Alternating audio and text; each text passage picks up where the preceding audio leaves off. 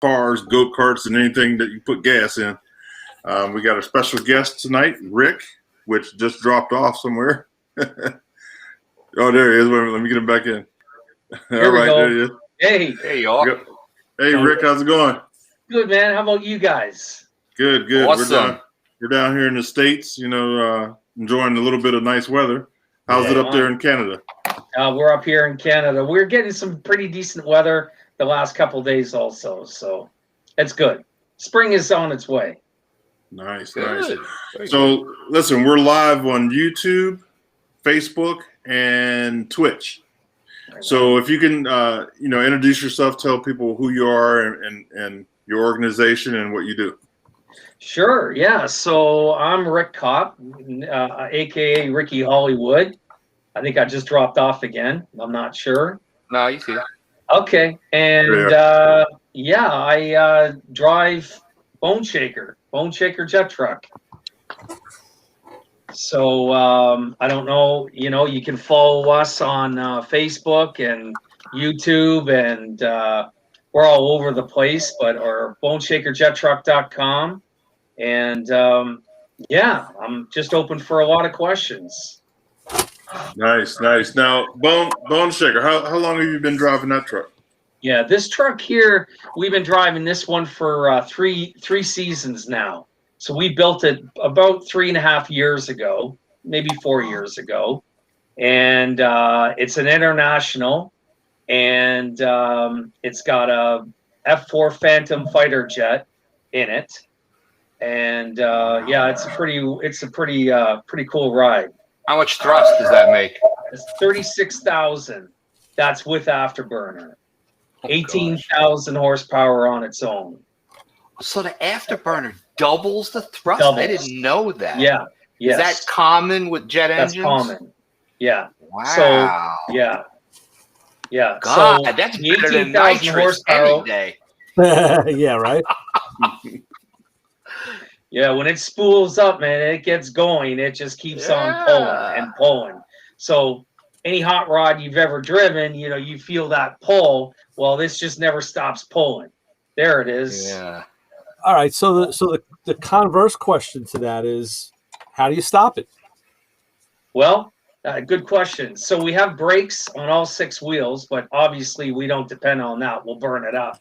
The truck weighs around 7,000 pounds.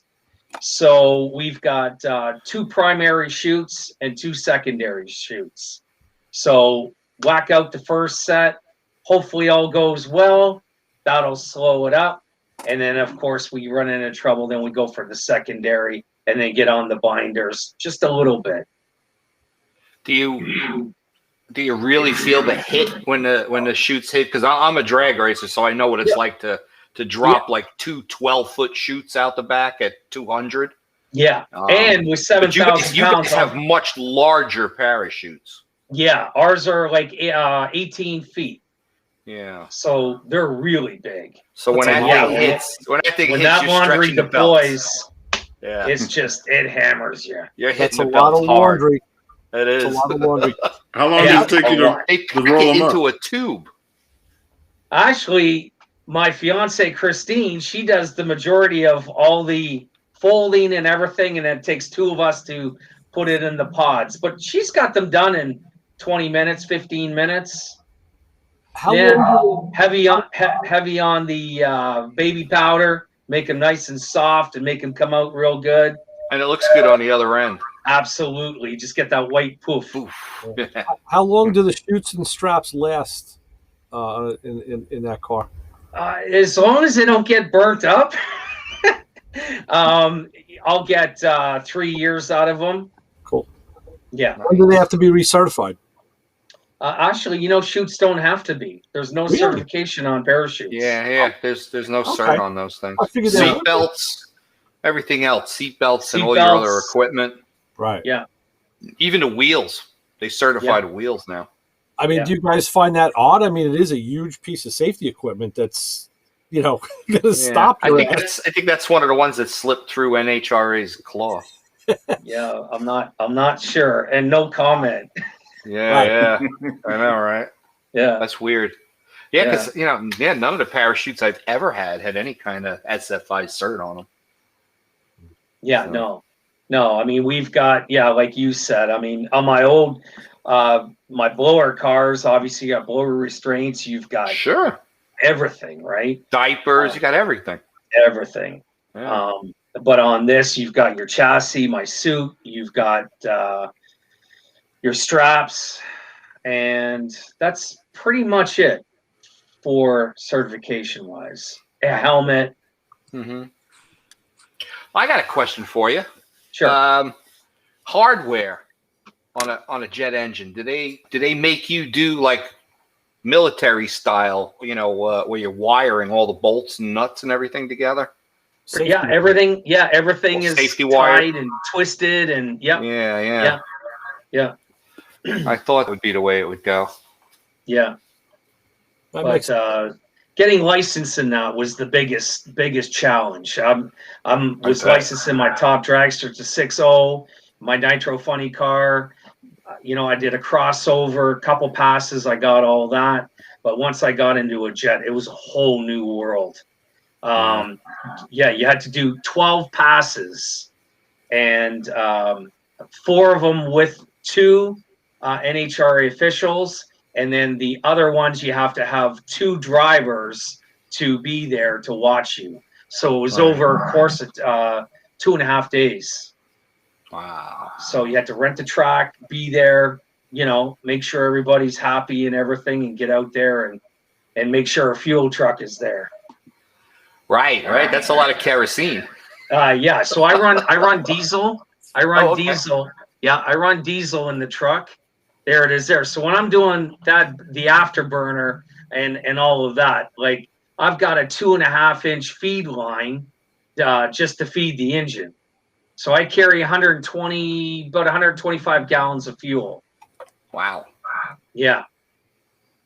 That's incredible. And then when I go with the heavy fire, I don't know if this one will have it because we installed it after the fact.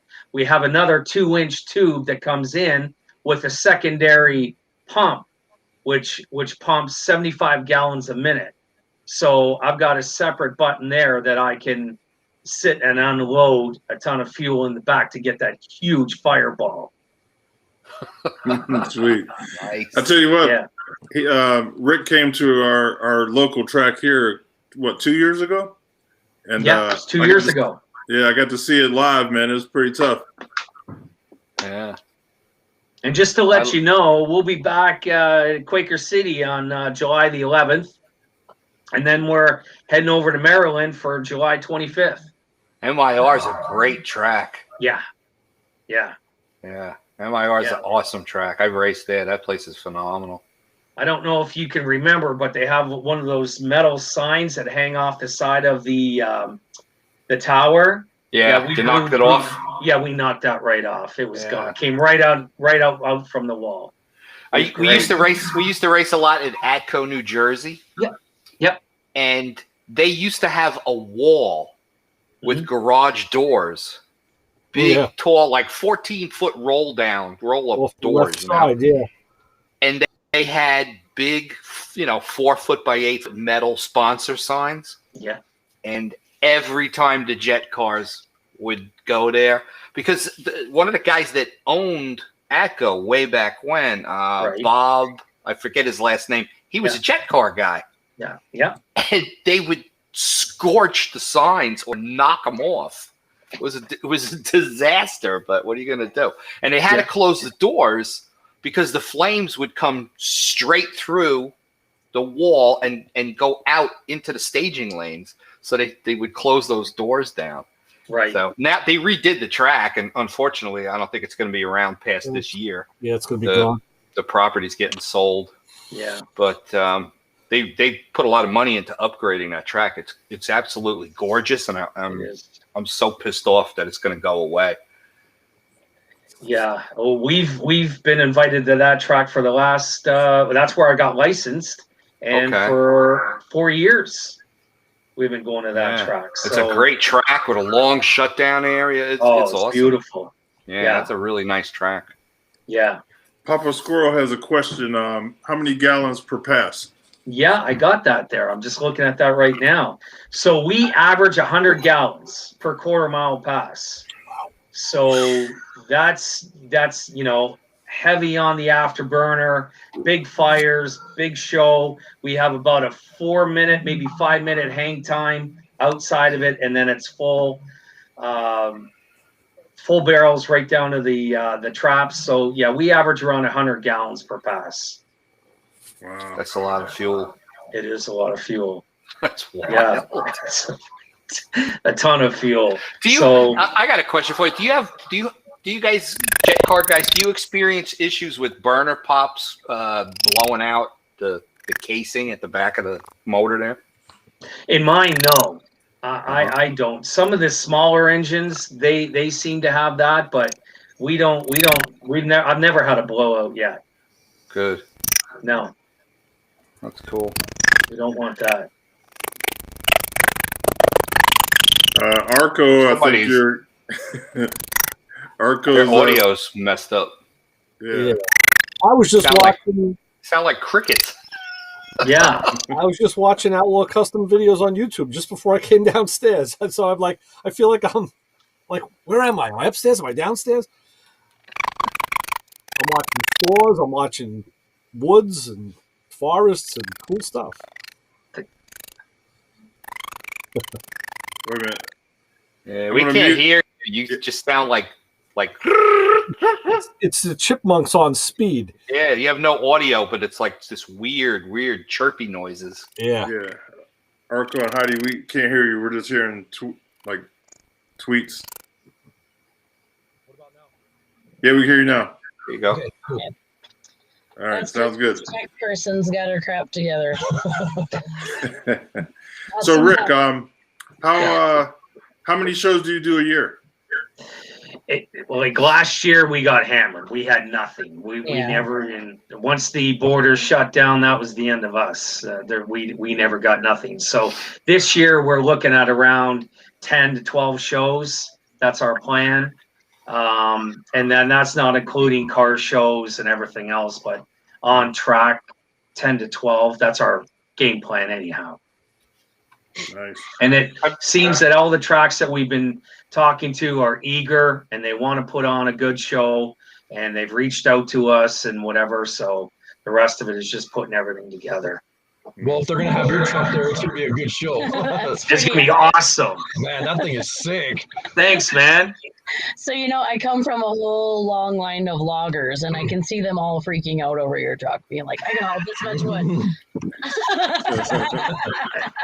Well, it's the fastest international truck in the world. Mm-hmm. But it's just an old school, the long nose. I mean, matter of fact, they used to use them in the logging, and they had dump trucks and cement trucks. Yeah. And when they came out, everybody hated them. No one wanted to drive them. But now, we had one. Our loader truck was one. Okay. Yeah, I drove one. I had to power shift it. It was great. Oh, cool. It had no clutch. It wasn't cool. I think it's Had no cool. clutch, no heater. Oh, man. But you're right. People just despised these trucks because they weren't reliable. They were clunky. They rode like crap. Yeah. There was just. But look what you did with one. That's amazing. So No. I was just telling Heidi backstage, when I was younger, I used to watch at Sacramento Raceway and also in Sonoma County Raceway. I would watch the jet cars, and I don't think I've ever seen a damn diesel truck like that, man. That thing is sick. Thank you. Man. What do you got for suspension as far as it's not on a stock frame, obviously, right? No. We've got all four is coilovers on the back. And then up front, it's there's no suspension at all on the front. I bet it's not hard getting sponsors for you, is it? What's that? It's not hard for you to get sponsors, is it? Well, we're trying. We're working on it. We've got a couple pretty cool ideas, like way out there, and if it goes, I think it's gonna be pretty cool. Oh, yeah. So Yeah, most stuff. Are they secret? they're secret. Sorry. I love ideas. I'm Yeah, an ideas person, so. We're working really hard at it. Well, that's awesome. Yeah. I work, have done the race sponsorship master courses, and they're phenomenal with Jeff Lambert. We actually went down to South Carolina and did videos. Well, we helped the veterans work on a car. It was so much fun. Yeah. But yeah, that's a really cool little plug there for my buddy Jeff. Oh, for sure. Yeah, they do all kinds of racing, but mostly drag racing. But he's out of South Carolina, like I said. But it's pretty awesome. So how does it? I mean, I know they talked about how it felt inside of it, but like if you had a passenger inside there, what would they feel? Because I can't imagine driving something like that. He does have a passenger, and I'm trying to find a picture. So hold on before you answer that question. And he rides with me. He rides with me all the time. Actually, what he was is he paid for the ride, and he croaked. And this is what he looks like once Lewis finds him. Yeah. Are you kidding me? Yeah. Hold on. Oh my gosh. Well, I guess that's perpetual fun right there. So what we're looking at, dummy. Well, we have the one video, Lewis, if you can find it, and that's the one from Mission BC, where we did the car burn down right on the track. Oh, he was I was just telling her about. And of course, I went like, whoa. Who were you there? No. I was. He's seen them. I've seen those in Sacramento and then Sonoma County when they were doing the jet cars there. They had a couple on the track and they melt these cars to nothing. Like they'd be gone when they were done. You know. How long does that take? Yeah. How long does it take to burn? Not long. Yeah, if we can, if Lewis can bring that video up, or just go on Mission BC on YouTube, and it'll have the full video on there.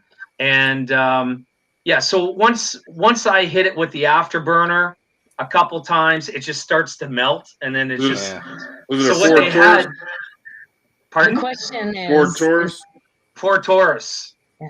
Is that the car you burned? Is it a plastic car or is it like a pre-70s car where it's actually made of steel? No, this thing was steel too. Yeah, and it just melts. I've seen that. They used to do that at Englishtown all the time, and then went back in the 90s when I worked for Main Event Video. We were doing a couple of filmings, and remember the green Mamba? Yeah, that was one of them I got to race or watch race. Yeah, you know, they used to tie him up to a car, and he would just flip on the afterburner, and it was like a giant oxyacetylene torch. It would just knock this thing to pieces.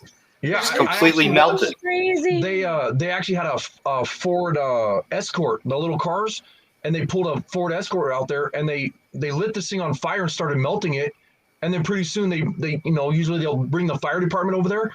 And they were trying to put this thing out, and it was burning so hot that the fire department had to bring another truck in, which was the foam truck, and put it out because they couldn't get it to go out. Crazy. It was just blazing. Oh, yeah. It was probably the one my friend sold a lot of alcohol in it.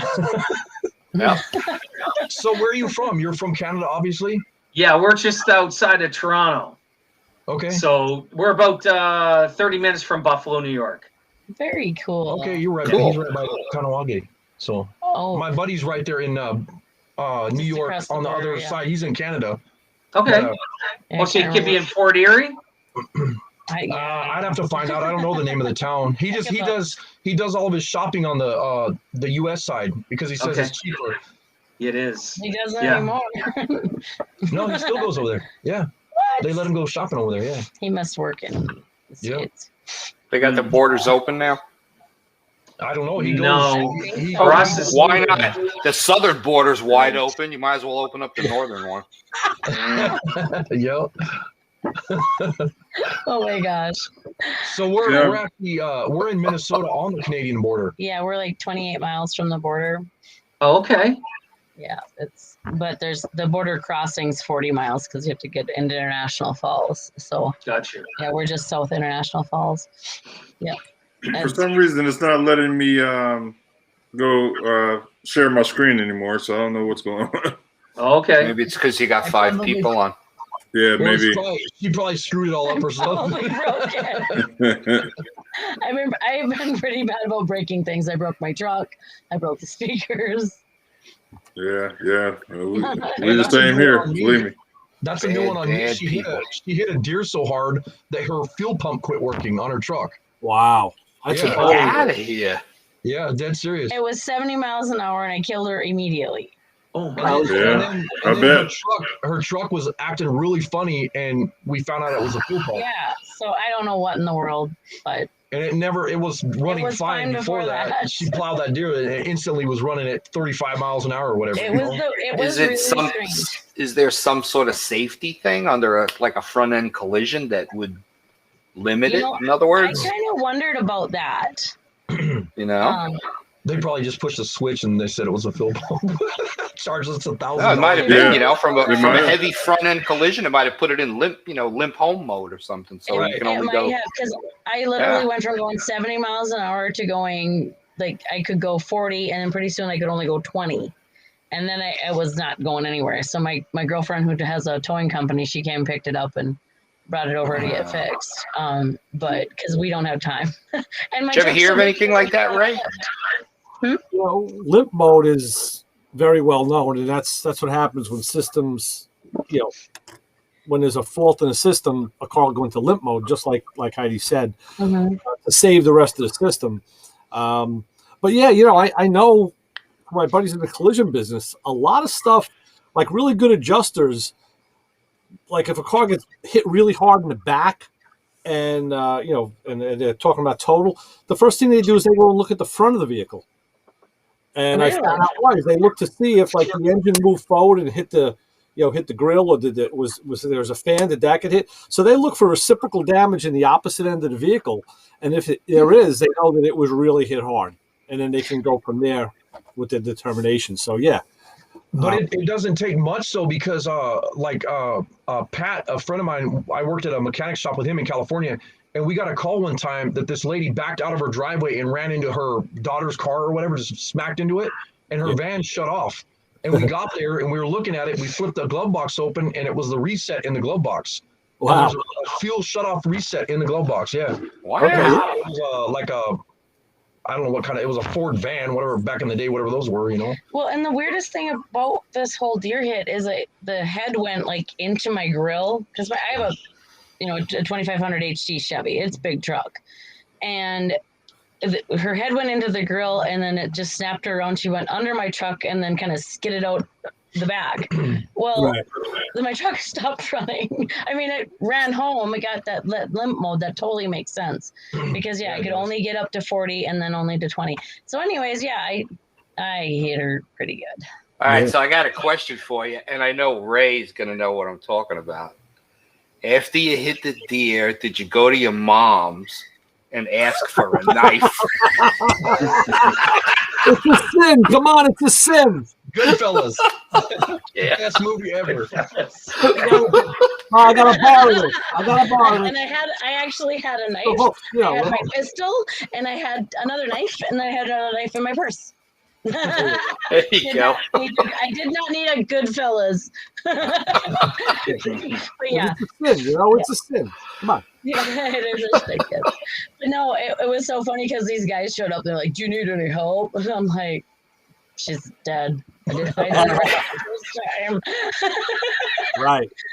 Oh, man. Southern girls, we do things a little bit Oh, different. there's Mill Creek right there. Nice. Hey, what's up, Joey? Yeah, our friend Joey's on. Yes, I killed Bambi. Shush. It was a year old. It was fine. Oh, jeez. I felt bad though, because freaking there was no pain. I didn't she went, oh, ow, gone. Oh, But jeez. yeah, wrecked my day because I love my truck. Well, better So, that you were in a truck and she, not in a car, would have bounced up on the hood and came through the windshield. You know, one time I missed a moose. And that would have been like another movie. Oh, man. I was thinking about Tommy Boy earlier today because I looked at a convertible car and I went, I am so not doing a Tommy Boy. Did the door fall off? What'd you do? You were Big driving a guy GPS? in a little guy. We're always doing housekeeping. Did I tell you? I'll take you guys off topic so far. But we man. legit, when we were in South Carolina, this cute little housekeeping lady was knocking on the door going, housekeeping. I died. Anyway, back to cars. Back to jet cars. Jet cars. I want one. Except for I don't think I can afford that. You can't even drive your damn truck. I love my truck. Can we put a jet engine in my 2500 HD? Okay, so Rick, have you thought of any other vehicles to build, or are you going to No. push? How much longer are you going to go with Bone Shaker? We'll most probably go another 4 or 5 years. I mean, it's you'll never get sick of it. You know, it's just really started to get out there. So, and everybody loves trucks. Kids, adults, doesn't make a difference. And this Bone Shaker is just badass. I mean, when we're building it, we just said we're going to go all the way, or we're not going to do it at all. And so we got the biggest engine that NHRA will allow, which is the J79, and you know, just the engine alone is 3,300 pounds. So That's crazy. were you sitting on the couch and you said, "Hey, I think I want to put a jet on a car or a truck"? No, man. How did it start? No, how it all started was found a truck down in the U.S. that was up for sale. So we discussed it and whatever. A week later, we flew down to Fort Lauderdale. We took a look at it. We bought it. Listen, I don't come from jets at all. I run from top dragster to the nitro funny car, and then I'm thinking, okay, I'm going to get into the jet world, and I know nothing. So anyhow, we proceeded to buy it, and we brought it back home, and we campaigned it up here in Canada for 3 years. Just to get to learn how to drive it, to fix it, to understand it, anything. And that truck, it was called Pyro back in the day. And it was old. It was the 80s build when I got it. And then we just decided we just got to make a big change and make this thing really badass. So that's what we did. So it was already a jet truck. It was already a jet truck, but the only thing that we could save out of it, that would be because the new engine wouldn't fit in it, nothing would. So we just took the body off and then just scrapped the rest. Well, I sold the jet and all that, but most of the frame just went into the garbage, and then we just started brand new. Wow, that's cool. Yeah. Joey. Whoa, I'm making weird sounds again. Are you? Am I making weird sounds? There's Ray. Hey, Ray, what's up, buddy? Haven't seen you in a while. Hope all's good. Oh, wow. Yeah, I'm just impressed. So I got to ask, how safe are they as far as like your jet motors and all that? My dad was saying, like, my dad was in the Air Force, was a mechanic on the big jets and all that crap, but he was explaining to me, you know, when I was younger, he was explaining to me how they work with igniters and all that crap. Yeah. But as far as like safety, are they like super safe or super dangerous, or is it suicide? You know, I mean, you don't, you never keep your guard down, like, ever, like, because the thing is, the difference is with driving a jet, it's all thrust, and whatever way that engine, even if you're 2 degrees one way, that's where it's driving. So if you're driving a race car under rear power, you can pedal it. You've got all kinds of, hopefully make right decisions, but you've got options. With a jet vehicle, you don't have a whole lot of options, because if for any reason it gets out of control any which way, that's the way the jet's going. And it's a huge time delay by the time you know you're off axis and you bring the throttle down, you still got that thrust coming out. Yeah. It takes a while for them to spin down. Yeah, absolutely. Jet.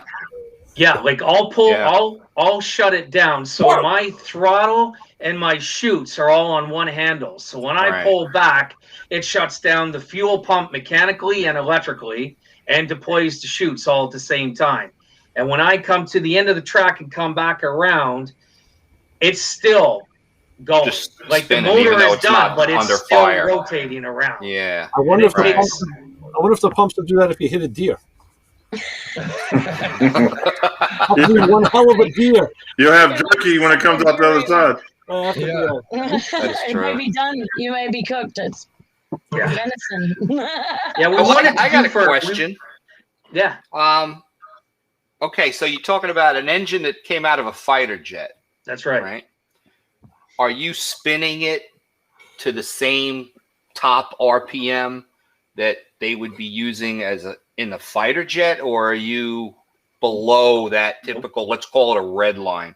No, 100%. So you're running it just as hard as somebody coming off the deck of the aircraft carrier. Yeah. Wow. See, Yeah. I didn't know that. Yeah. And what That's are you running in the quarter wild. mile? It'll run around depending on the shutdown. So I have to be really careful on the shutdown because, like I said, it's really heavy. So it takes, some time for it to shut down or stop. So we run around 210, 215, somewhere in that zone. But that's the thing Like- is, if you wanted to, it would just keep on going, just full Well, bore on. Newton said it. A body in motion tends to stay in motion, especially when you have thrust behind it. So we do a lot of air shows. So we race a lot of planes, and that's when I can really get it on because Right. the tracks there. I have 5,000 feet, so we'll run 2,500 feet out, and then I'll shut down. So what happens is the plane will come up. I'm on the radio. Christine's on the radio, and then with the pilot. And when I get the go ahead, so he comes in, and we're trying to stay together, and then we go. And then we run it out to the 2,500 foot mark. So at that right there, I'm sitting at around 325 to 330 miles an hour on that. And it's like that. But at the beginning, it's a slug. It's just like, it's just like going down on the tarmac in an airplane. It's just like, man, I hope this thing picks up because we're never going to take off. And then finally, it takes off. Well, it's very similar to what I got, other than the weight is a lot less. So, like my 60-foot times and all that, that's all out the window. That sucks. Yeah. Right. But once I get beyond that, watch out. It just starts to increase very quickly. So you're running like what, Goodyear funny car tires all around that? What am I running now? No, I think I'm running Hoosiers right now. Oh, Hoosiers, yeah. So, okay. yeah, so all the way So around, and they're bias ply. They're designed for that speed. Yeah. Right. Yeah, pretty much what the 10.5-inch tire. Right. This is what I'm running on. Bias ply? The radios. Those are all bias. Oh, yeah, radios. You're running radios. Yeah. Oh, okay. Yeah. So They're rated for 200. Close enough. Oh it's man. not like you're doing it all day. No. Oh, That's man. funny. So what, like, are they? I guess I don't really know a lot about race tires. Like, no, I didn't see you when I watched a quick video because I was like, what is this thing we're talking about? Yeah. And so you had to tell me about it. But so you're not like, you're just easing up to the line then in the videos. Can you explain like the way you start a race, or do you even race people? Or is it just exhibition? No. With trucks, you're not allowed to run side by side with trucks. just IHRA will allow it at some tracks, but NHRA will not. They're just too big. And then when you get to the end, once I deploy my chutes and he deploys his chutes, we're too close. We got to stay away from each other, and there's no way of getting out. So we're just better to run on your own. So what'll happen is when I'll fire the truck, so Christine will come up and she carries the start battery. So I have 4 batteries all connected in series to come up to plug into me. How many volts? Pardon me, 50, 52, 54? To spin it, volts. 54 volts? Wow. And that'll get my starter spinning. So once I get up to around 10%, that's when I'll throw on the igniter, get the igniter going. Everything's starting to compress, and then you'll start to hear it spool up.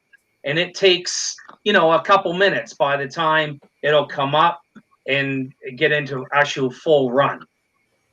Wow. And then she'll disconnect from there. She'll make sure everything is good. She'll take the cord back. She'll jump in the truck, and then I'll see her down at the end. And then I'll start to show from there. I've got the stacks that I got to go. I got afterburners. I've got smoke. I've got extra fire. So everything is on buttons inside to make it all work. And does that have like a complete halon system inside of it? Yes. Yeah. So I've got a full onboard fire system inside. Yeah. So Yeah. I've got a picture of you in my head, like the man behind the curtain in Wizard of Oz. Like, that's what I'm like. Is that? I mean, is that what it feels like in a way? Like, Yeah, I mean, if I wish I had a picture of the inside, because it's a jet airplane. I mean, that's really what it is. I mean, I don't know how to fly. I don't think I can fly, but I mean, I can figure this thing out, right? But you do have some gauges that are related to a jet engine. Pardon me? You do have some gauges and stuff that are jet engine related. Yeah, absolutely. So yeah. it's like really, like a condensed jet dashboard. Yeah, very condensed. Like I just my afterburner pressure, my oil pressure, and my RPMs are really all I need to know. Oh, and of course my heat, because heat is the #1 killer for jet engines. And there's no second chances once you're starting a jet engine. If you throw too much fuel to it and it starts to get out of control in heat, which happens just like that, that's it. You'll fry it. You're done. Wow. Yeah. So that was a really big learning curve trying to put, because in an aircraft, they just hit buttons and everything automatically starts. It'll run through its cycle. You know, they'll start up and they'll do its thing. We're doing this manually. So these engines were never made to be started on the manual side. So you've really got to favor it all the way through until it's running. Once it's running, you've got full air flow, so nothing will ever go wrong. So like if you're running it, if it's not like a gas motor, like if you're running it lean, just nothing happens or what?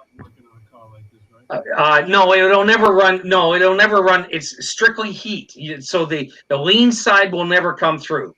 The fuel is the fuel. I can gauge how much fuel I'm throwing to it. So I guess it would act in the same way. So you want to make sure that you don't put too much in, and you don't want to put too little in. You kind of have to find that sweet spot. How did you do that without going through 15 motors or whatever? How did I? Yeah. I burnt one up. Oh. Yeah, I know. And that was the first truck that I bought, and it was 3 weeks in, and we heard it. Man. Yeah. Wow. Yeah. But yeah, so there's not like a lot of YouTube videos teaching you how to do that. Like like these tree mechanics with their YouTube videos. And it's not like you can call your insurance company and say, "Oh, I just fried one of my jet motors. You know, can you reimburse us for that?" No.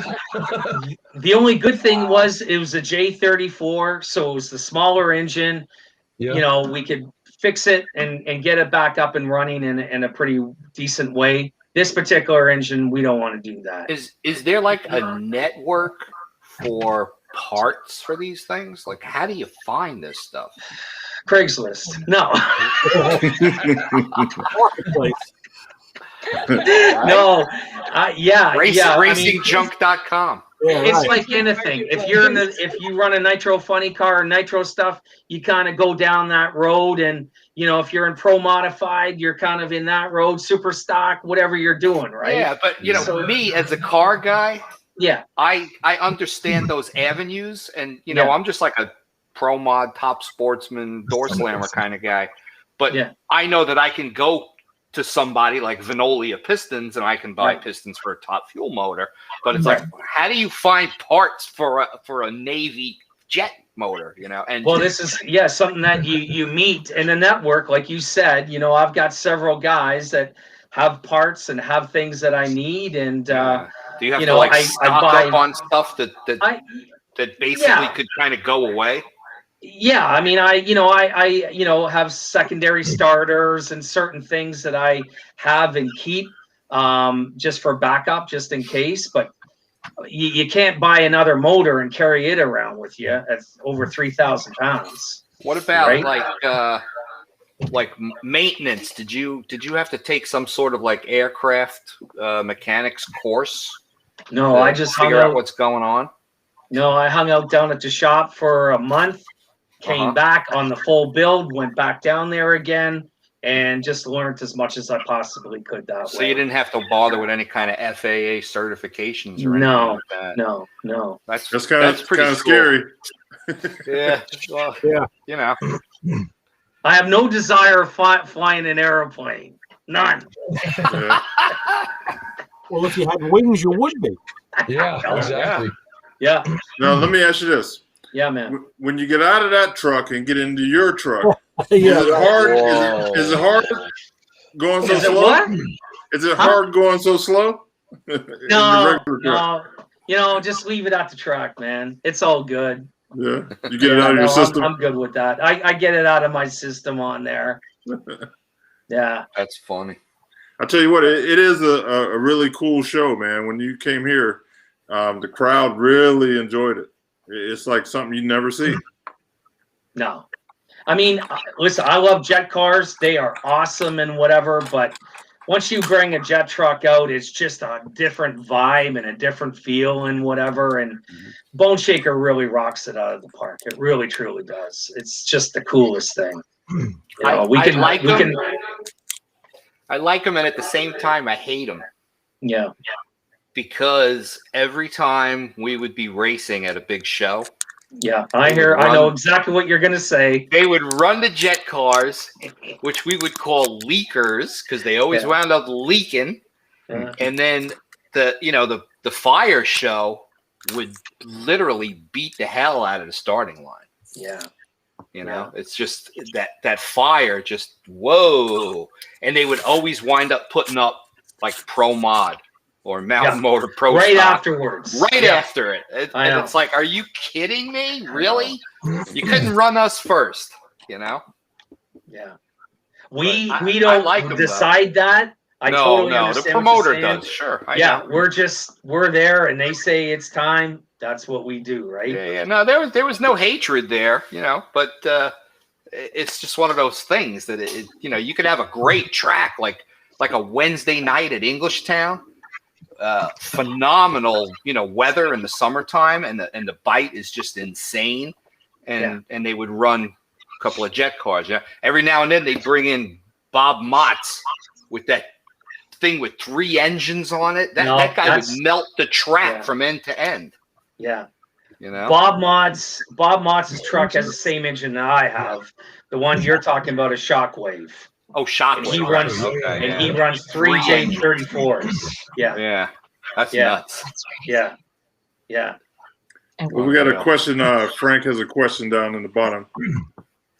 What is the safety protocol? What is the difference between jet and nitro?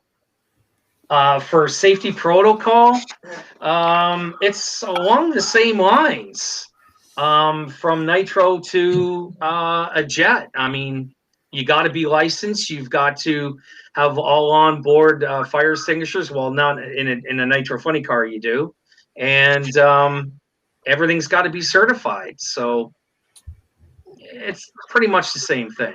Do they make you wear the same layer suit as a nitro car? Boots? So I got the same thing as a nitro funny car guy. I got the 20 suit. I got the fireproof underneath, the balaclava, the boots, everything. Yeah.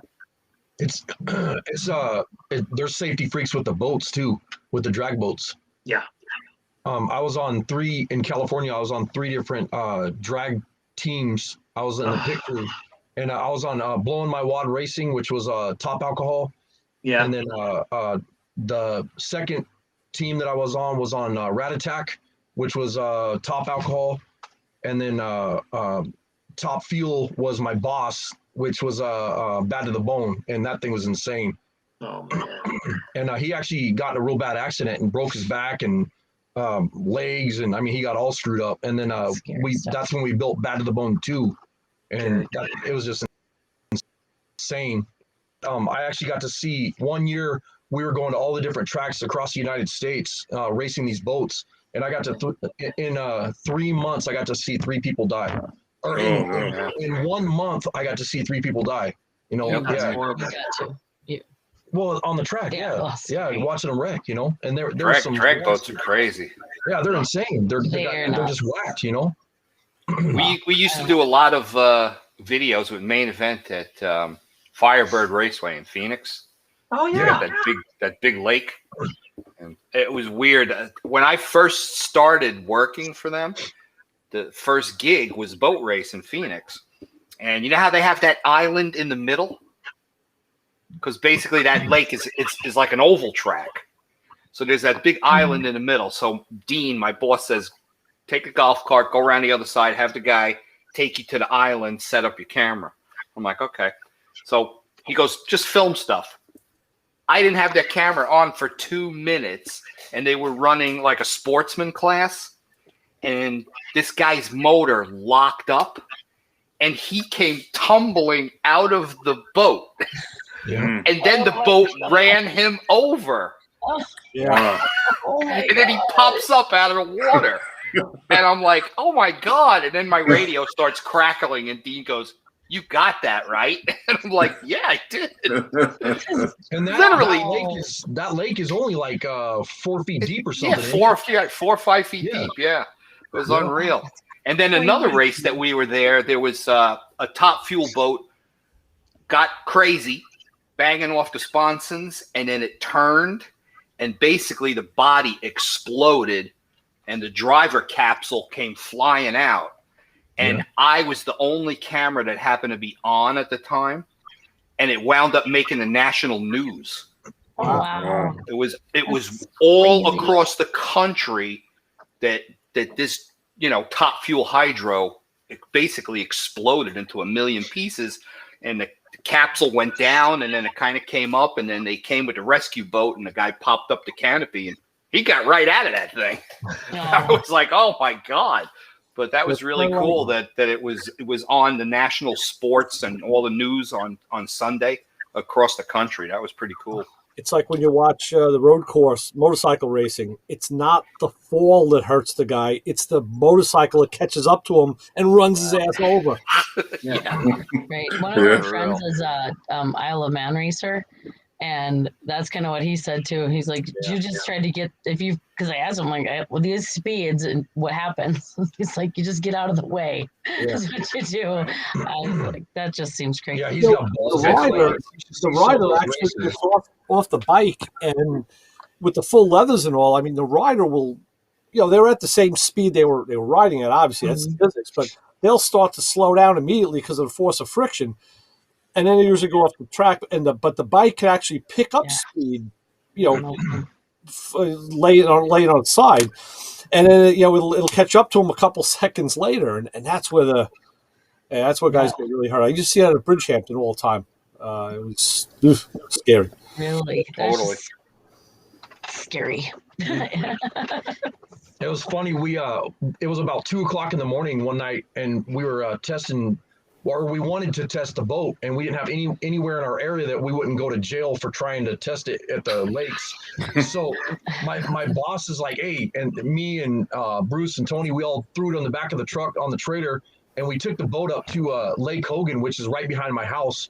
And I lived in Stockton, California, but it's Linden, so it's a little tiny community, like farm community, out in the middle of nowhere. But this lake is pretty good size. But it was funny. There's houses all the way around the lake, but it's like I said, 2 or 3 o'clock in the morning, and we went out there and pulled the boat off the trailer, and we're gonna do a quick test run. When that thing fired, every freaking light in that whole town blazed. I can imagine. And he shut it down as fast as he could. And he's like, load it back up, let's go. Not even 5 minutes later, here come the cops, you know. So where do you test your truck? Do you have a place local for yourself to run the truck? Or Yeah, about a couple hours from here, St. Thomas. So we run up there, and we run up at Grand Bend. So anytime that I need to fire it up or do anything like that, you just come on up. And they love it. Nice. So, yeah. right? Yeah, so, that would be nice. Yeah, do you ever go to Brainerd? No, we haven't been there yet. Yeah. No. But Well, yeah. anybody that wants to hire us, we're available this year. We're ready to We have a go. really good car Let's show, but say I don't have a 40s and budget for bar you. What's that? I have a great car show, but I don't have a budget for you. I mean, pro bono work. We would love to do it. We really would. Hey, If we're passing through, I'd have no problems pulling off and helping you out. hey, chicken wings ain't cheap. No. Hey, this is breakfast burrito-ville. I'm telling you. Oh, that's right. And good ribs. My sister and her boyfriend will be cooking ribs, so that'll be great. Yeah. Sounds good. So one thing we have at our car show, we have great food. We have a lot of interesting stuff.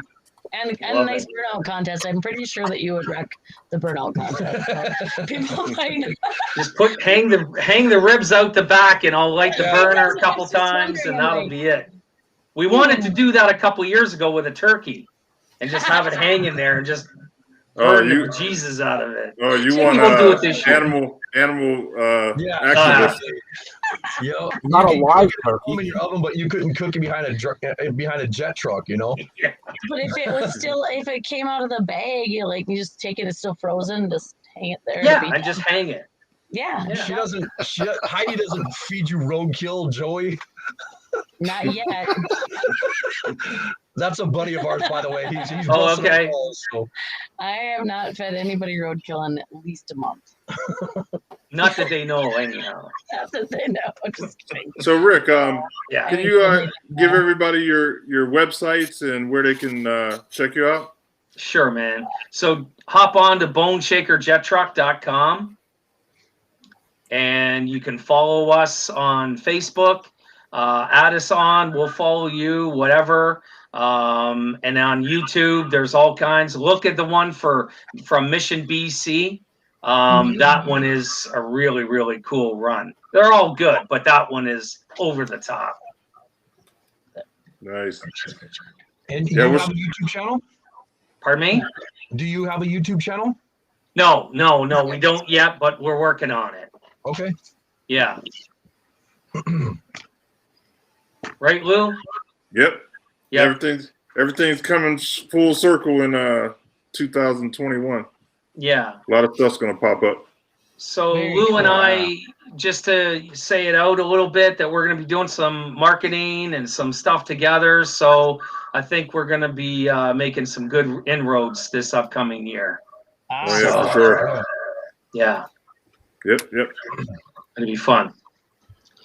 That would be great. I'm trying to find you right now on Facebook because otherwise I got my it. ADHD will kick in. You got it? I just liked you with my chassis connection page. Okay. That's cool. Yeah. Anybody on YouTube or Facebook, feel free to jump in and share, like, and subscribe so we can keep this thing moving. Playing in traffic, we gotta stay in the street. Absolutely. Absolutely. Find us. I gotcha. Cool. I just liked you. I'll have to go like you from the other pages, but Okay. I still have a bunch of them. Car show, Outlet Customs, all kinds of stuff. But yeah, that'll be exciting to see what you guys come up with. Yeah. Yeah. We got some pretty good, cool things in the works. So we'll just keep on pushing it. Now, if somebody was able to get you hooked up at Brainerd Raceway in Minnesota, is that something you'd be interested in doing? 100%. Okay. Yeah. All right. Any track, all tracks, they're interested, we'll be there. Absolutely. We're gonna push for it. We're gonna do some talking and whatever. And what we'll do is we'll push for it. And then if we get you there, we'll be like, we know that guy. You hang out with us, man. You just come over and you hang out with us at the hauler and everything. We have a really cool hauler. The whole truck is not the truck, but the trailer is a 52-foot trailer, and it's got the same graphics on it with Bone Shaker and everything, and all the strobe lights that go on, and it's really, really cool. That's fun. Yeah, I'd love to see Yeah. that, man. That'd be fun. Yeah, it's a nice setup. Yep. Yeah. That's So when we awesome. pull in, they know that the truck is there. You'll have to reconfigure that song with Rump Shaker and do Bone Shaker. Okay. I just aged myself. I threw myself right out. Yeah. as- What is the? Now it's a badass song. That was the jam. I don't know it. Never heard of it You know before. You gotta I'm Google showing it. my age. Rump shaker. You I gotta was saying, Google John, it. yeah. You know it, John? I'm just gonna go over. She's out of the camera view now. Yeah. It's all good. Hey, Yeah, sorry, I had to leave a minute ago. Chase needed me, so he informed me that he wanted his sister out of the bathroom. Welcome to my life. So yeah, my son. That's my son with autism, and he's a character. He hasn't come and jumped in the camera today. Usually, he has to come and make a chasey head experience where he like, hi. hey, that's all right. Yeah, he's a good kid. Well, you get us there, and we'll get him in the jet truck, and we'll get a whole bunch of really cool pictures, man. You don't want him in the jet. That's all right. Can't hurt anything. Buttons and pulling parachutes and He's super good with technology. You don't want him anywhere near something with buttons and flipping. Yeah, he's quite interesting. Yeah, he's a character. Today he sat in the front seat. He was having a bad day. He sat in the front seat. Okay. Yeah, Yeah. I just kind of grabbed everything and put it over on my side because yeah, it was a tough day. But yeah, it's like that would be a blast. And we do know some people like they don't run Brainerd, but they run their cars at Brainerd. So Right. and they know the people that run it. So I would love to talk to them about an exhibition. That'd be amazing. oh, You know, right. it just puts people in the seats, makes everybody happy, and it's a good time. Oh, absolutely. Oh, It's I a bet. really good time. Yeah, So Keith, right here at the top, he's asking, have you ever been to Bradenton. Bradenton Motorsports in Florida? Sarasota. No, we haven't. No, we haven't been there yet. We'd love to, though. You need to go there. You also need to go to Orlando. Yes, Orlando Speed World. we would Really? love to. I know some people in Orlando and the owners over in Bradenton. I'm gonna make a phone call. Please That do. would be epic. That would be really You know, cool. You know what? Rogue needs a jet. She's got the perfect tail. No. Just kidding. Gainesville too. You got to talk to the people at NHRA. The Gator Nationals is this weekend. They should have booked you. I know. Yeah. Oh, that'd be amazing, wouldn't it? That would be over the top. That would Florida has been the epicenter of drag racing for the last 2 weeks. Well, that's where the Don Garlett's museum is, isn't it? Yeah, And but I that's- mean, it's been insane because last They're week open. in Gainesville, you had what's called the mini Gators, which is a lot of sportsman stuff. Bradenton had a huge Ford drag racing show, the NMRA. Orlando had a huge door slammer show, which is run by the guy that has that owns Drag Illustrated. And they had pro mods, pro stocks, all kinds of door slammers. And at the same time, in Miami, down near Fort Lauderdale, all the top fuel cars were testing for the Gator Nationals this weekend. So every corner of Florida this week and last week had drag cars running around. It was just Man. That's insane. awesome. The I'm problem out. is Rick I'm out is working and I'm seeing tractor trailers and top kicks and fifth wheels going in every single direction last week. Some were Oh, going wow. north, some were going south, some were going east. It was just Say hi to Ellen. drag race central. It was insane. Wow. That's crazy. That's the good thing about living in Florida, though. yeah. Well, No Rick's locked tolls. down in Yeah, Canada. He can't even get out until July. yeah. No tolls, no issues, and there's drag strips everywhere. Well, once we come down, I mean, they're really talking. We just got an advertisement today from the U.S. and Canada, so they're talking about July 1st opening the gates. And See, I thought it was supposed to be February. It's utterly ridiculous that they're locking Canada out. it's not insane. good for anybody. No, it's not good isn't. for anybody, No. and there's no reason behind that. No. Okay, No. and at the same time, I don't want to get crazy political, No. but we've got all these people swarming the southern border that Yeah. are coming in with all kinds of COVID disease and everything, and the morons just letting them roll through. Yeah. I don't know. I'm just- Unfortunately, my country's probably doomed. we're gonna. No comment. Hey, Ray, are you Yeah, man. are you logged in as me? God. Pardon me? No, Ray. I might. Oh, Ray. I had to go into the dashboard. I have a different format than I had last week, so I think I might be. All right. Try to change the screen. If you can do that, then you're me. Change it which way? Like down the bottom. Oh, those panes on the bottom? Yeah. Yeah, I can do that. Okay. All right. So Cool. you're the man. Yeah. You're the guy. But hey, guys, I got to get off. So Ray is going to take over the sling dig. Now we're all in trouble. But Rick, man, I really appreciate you coming on, sharing Bone Shaker and what's going on with your life. You're welcome on here anytime. Your family. Appreciate it, man. Feel free to pop in, man. Don't be shy. Really appreciate it. Thanks for having me on. Yeah, for sure. And everybody else can stay on. I got to get up early, so I got to jump. But everybody on Facebook and YouTube, please like, share, and subscribe. So we can keep it popping. Right on. Thanks, Louis. Take care, buddy. All right, guys. Good night. Have a good night. Good night. See ya. I got to figure out how to cut my stuff off. Yes. You're like Terry. Just close the laptop. Yeah, there you go. Where is he today? Yeah, where is Terry at? Run away. I don't know, man. He must He's be scoring Pontiac deep for it. in that. Yeah, He's deep scoring in a project, or he's editing. Maybe he's Yeah. editing.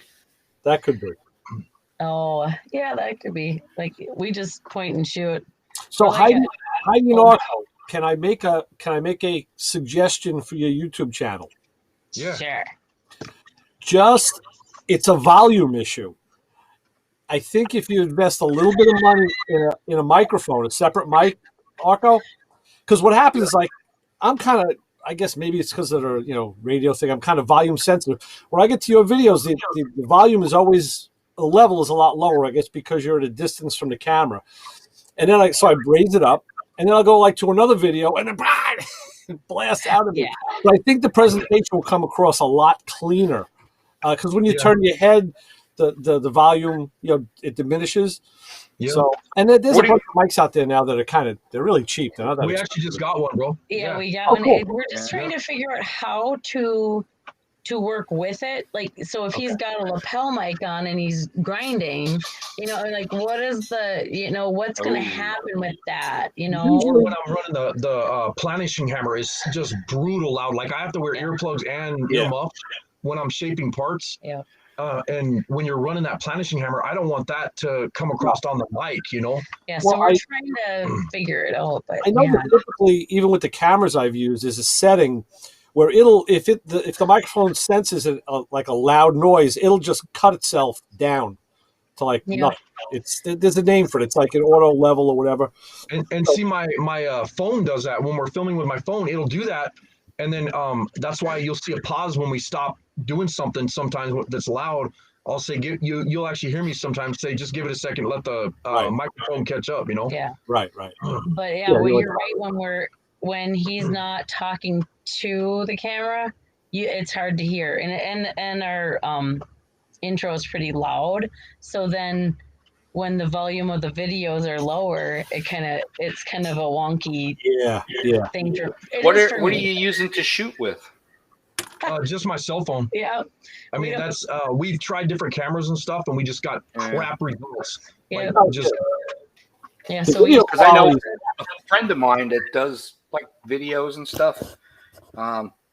He's got wireless mics, like we used to use in the TV show, and all of that stuff winds up somehow. I don't know. He collects all that data in the video, and then when he goes into his computer, then he's able to raise and lower the audio channels based on what what's going on the video. Right. Yeah. So And like I we can- did a real simple video here at my garage of me and a couple of the guys tearing apart my 81 Firebird, and we were all mic'd, and then he had like 4 different GoPros that he set up that he just turned on. And then he had his video camera, that was on a tripod, and then he would go handheld. And so he took all of that stuff and put it together. And basically on the computer, you know, he's able to mix the audio, the video, do the editing, raise it up, lower it if there's background noise.